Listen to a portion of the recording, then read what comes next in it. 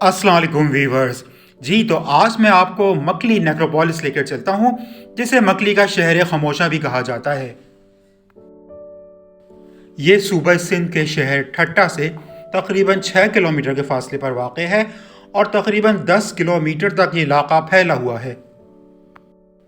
मकली के कब्रिस्तान में तकरीबन 5 लाख टू 1 मिलियन मकबरे हैं, जो 400 साल की मुद्दत के दौरान बनाए गए हैं। काफ़ी टूरिस्ट ये जगह देखने आते हैं और इसे यूनेस्को की वर्ल्ड हेरिटेज साइट में भी 1981 में इंक्लूड किया गया है। इस ग्रेवयार्ड में उस ज़माने के शाही ख़ानदान के मुख्तलिफ सूफ़ी, मोअज़्ज़िज़ और उलमा से ताल्लुक़ रखने वाली शख्सियात की बड़ी यादगारें मौजूद हैं। ये मकाम कराची से तकरीबन 98 किलोमीटर के फासले पर वाक़ है। इस जगह का नाम एक अफसाने से लिया गया है। कहा जाता है कि एक हज्जाज इस मकाम पर रुका और यहाँ के पहाड़ी सिलसिलों को देखकर उसने इस मकाम को मक्का से रिजेंबल किया और इसको मक्का करार दिया।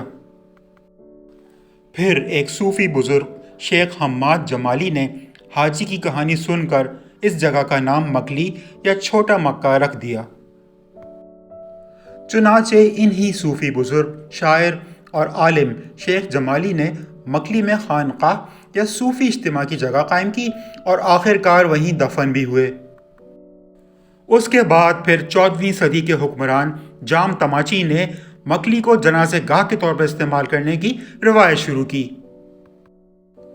इस मकाम पर तामीराती लिहाज से सबसे अहम मकबरे मुग़ल दौर के ज़माने से हैं, यानी 1570 और 1640 ईस्वी के दरमियान।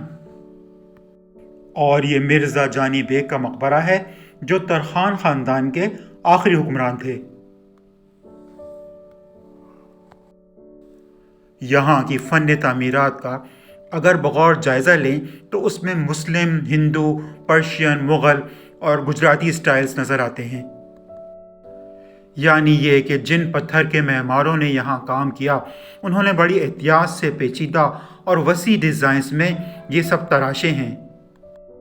और ये एक और मकबरा मुग़ल दौर के अमीर मिर्ज़ा तुग़रल बेग का है। आर्कियोलॉजी यानी कि आसार क़दीमा और हिस्ट्री में इंटरेस्ट रखने वाले टूरिस्ट काफ़ी फ़ॉरेन कंट्रीज़ से ख़ास तौर पर ये मकाम देखने के लिए पाकिस्तान आते हैं।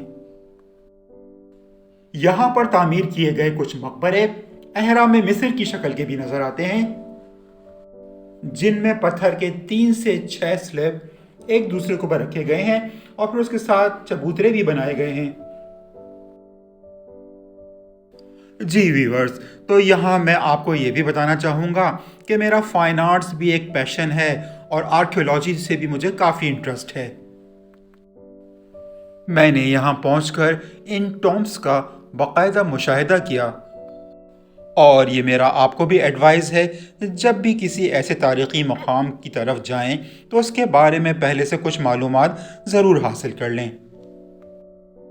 यहाँ मैंने पत्थरों को तराश कर बने हुए बहुत ही खूबसूरत फ्लोरल डिज़ाइंस भी देखे और इसके अलावा मैंने अरबिक कैलीग्राफी का भी बखौर मुशाहिदा किया। और मुझे यहाँ ये देखकर बहुत हैरत हुई कि उस ज़माने के कारीगरों को कॉस्मोलॉजी की भी नॉलेज थी, क्योंकि यहाँ मैंने दीवारों और मुख्तलिफ पिलर्स पे स्टडी ऑफ यूनिवर्स से मुतासिर होकर बनाए गए कुछ डिज़ाइंस भी देखे। यहाँ मकबरों पर कहीं जानवरों, जंगजुओं और हथियारों के नक्श व निगार भी बने हुए नज़र आए, तो कहीं कहीं अरबिक में पूरी पूरी सवानें भी लिखी हुई नज़र आई। यहाँ मकबरे भी बड़े सिस्टमैटिक स्टाइल में बनाए गए हैं, यानी मुख्तलिफ अदवार के हिसाब से यहाँ पर मकबरे बनाए गए हैं, जिनमें समा दौर से ताल्लुक़ रखने वाले एक तरफ तो तरखान, अरगून और मुग़ल अदवार से ताल्लुक़ रखने वाले एक साथ जमा किए गए हैं। मकली ग्रेवयार्ड को मज़ीद देखभाल की ज़रूरत है, क्योंकि सिंध में आने वाले मुसलसल सैलाबों ने इस जगह को काफ़ी नुकसान पहुँचाया है। ये आसार क़दीमा हमारा कौमी विरसा है, जिसे देखने के लिए ना सिर्फ पूरे पाकिस्तान बल्कि दुनिया भर से लोग आते हैं। اور اس دور میں بنائے گئے ان مقبروں پر کاریگروں نے جو کام کیا ہے اس سے بہت متاثر ہوتے ہیں۔